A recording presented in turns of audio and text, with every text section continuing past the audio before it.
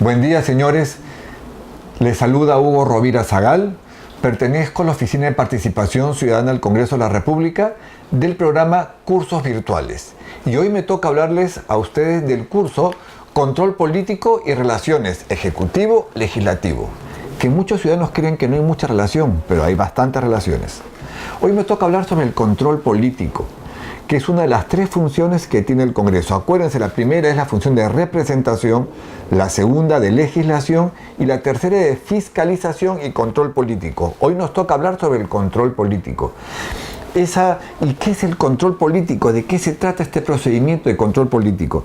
Pues bien, este control político son los actos que toma el Congreso de la República para controlar políticamente ¿a quién? Al Poder Ejecutivo y a los demás órganos del Estado, pero sobre todo al Poder Ejecutivo. ¿Por qué sucede esto de aquí? Porque en un Estado el Congreso es el contrapeso político que evita que justamente el Poder Ejecutivo se exceda en sus funciones. El Congreso, en base a diversos mecanismos que tiene, se encarga de controlar, de supervisar que el Poder Ejecutivo no exceda sus funciones, no vaya más allá de lo que manda la Constitución y las leyes, que cumpla con sus funciones. Entonces, de eso se encarga justamente el Congreso de la República. Y para eso utiliza diversos mecanismos. Por eso, cuando los ciudadanos elegimos un parlamento, en el parlamento existen mayorías y minorías. Por lo general, o muchas veces, las mayorías pertenecen al partido de gobierno, al partido del Poder Ejecutivo. Otras veces no, como en el caso actual, que no sucede así, pero muchas veces esto ocurre. ¿Y cuáles son las funciones de las minorías, las que no están en el gobierno? Justamente es fiscalizar. En la democracia, principio general de una democracia es mayoría manda, minoría fiscaliza. La minoría se encarga de ver, en base a diversos mecanismos, que el Poder Ejecutivo cumpla sus funciones de acuerdo a lo que ofreció, tanto en el mensaje al Congreso que hace el Presidente de la República, como en los mensajes que hace el Consejo de Ministros a la hora de la figura de la investidura, que ahora vamos a hablar de eso también. Entonces, el Congreso es un ente fiscalizador que tiene que controlar que el Poder Ejecutivo, que el gobierno no se vaya más allá de lo que ofreció, o que cumpla con lo ofrecido, pero que cumpla con lo ofrecido de acuerdo a dos temas importantes, a la Constitución y a la ley. Y justamente este control político está clasificado en tres grandes rubros. Y lo tenemos a través del control preventivo, el control represivo y el control funcional. Estos tres rubros separan claramente estos mecanismos que tiene el Congreso de controlar políticamente ¿a quién? Al Poder Ejecutivo. En uno de ellos buscando responsabilidad política, en otro es coordinando con el Estado para que las cosas funcionen muy bien, en otros haciendo controles posteriores. Pero en fin, vamos a explicar uno por uno. Vamos a hablar primero del control preventivo. ¿Y cómo funciona este control preventivo? Justamente comprende los mecanismos de coordinación y control en la formación del gobierno. ¿Cómo funciona esto? Cuando el Poder Ejecutivo o el representante del Poder Ejecutivo, que es el Presidente de la República, nombra a un nuevo gabinete, elija a un nuevo Presidente del Consejo de Ministros y con él a un nuevo gabinete, este gabinete está obligado a venir al Congreso una vez que juramente el cargo dentro de los 30 días naturales después de haber jurado el cargo.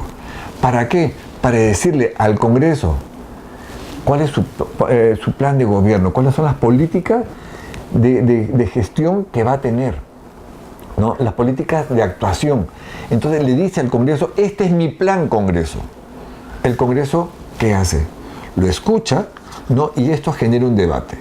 Al final del debate, el presidente del Consejo de Ministros le pide al Congreso una cuestión de confianza. Pido tu confianza, Congreso, luego de que has escuchado mi plan de gobierno. El Congreso, luego de un debate largo, entonces verá si le da o no le da el voto de confianza. Lo digo en resumen y después te explico el procedimiento. A la hora de que le da la confianza, entonces existe entre el Congreso y el Poder Ejecutivo una corresponsabilidad política. ¿Esto qué significa? Que a la hora de otorgarle la confianza se produce ipso facto la investidura. Ya ellos pueden ejercer con tranquilidad. Si en caso el Congreso no le da la confianza, le niega la confianza, entonces ¿qué se produce con esto? Una censura. censura al gabinete y el gabinete se tiene que ir del Poder Ejecutivo. Tiene 72 horas para renunciar y el presidente de la República aceptar la renuncia y elegir un nuevo gabinete. ¿Esto qué significa? Que el Congreso no estuvo de acuerdo con ese plan de gobierno. En el caso de que el Congreso censurase a 2 gabinetes dentro de los 4 primeros años de gobierno, entonces el presidente de la República, por mandato constitucional, puede, no es que lo tiene que hacer, puede cerrar el Congreso. ¿Cómo funciona esta figura entonces de la investidura? Entonces, una vez que se eligió un nuevo gabinete, se fija una fecha que se hace en coordinación con el Ejecutivo para que venga todo el gabinete a dar su plan de gobierno. Una vez que termina el plan de gobierno, la exposición de este plan y termina el debate, el presidente del Consejo de Ministros pide la cuestión de confianza y el Pleno del Congreso puede votar la confianza en esa sesión o en la sesión siguiente, de acuerdo a lo que haya acordado la Junta de Portavoces o el Consejo Directivo o el Pleno mismo. Si se vota en la misma sesión, entonces, si es que la aprueban, existe esa corresponsabilidad política. Y esta es la figura de la investidura. Importante porque es una relación de coordinación entre Ejecutivo y Legislativo. Antes de la figura de la investidura hay reuniones que se dan siempre entre ese nuevo gabinete con las fuerzas políticas representadas en el Congreso. ¿Para qué? Para llegar a un plan de gobierno consensuado. ¿Por qué? Porque debe existir una corresponsabilidad y un trabajo en conjunto entre las entidades, entre los poderes del Estado. ¿Por qué? Porque el Congreso es el intermediario entre la sociedad y el Estado. Recoge los requerimientos de la sociedad y los traslada hacia el Estado. Ese es el trabajo, el gran trabajo del Congreso. Pero también, como yo les decía, es el contrapeso político. Está supervisando que haga bien las cosas, que cumpla con ese plan de gobierno que ha presentado al Congreso. Por eso se produce esa figura de la investidura, importantísima dentro de los mecanismos de control político y está dentro de esta primera gran clasificación dentro del control político, que es el control preventivo. ¿Ok? Entonces, este procedimiento que genera una relación directa entre Ejecutivo y Legislativo para hacer un trabajo en conjunto y justo con este plan de gobierno aprobado vienen muchas veces la delegación de facultades que solicita el Poder Ejecutivo o la aprobación de leyes que hace el Congreso en favor de que se pueda hacer efectivo este plan de gobierno expuesto.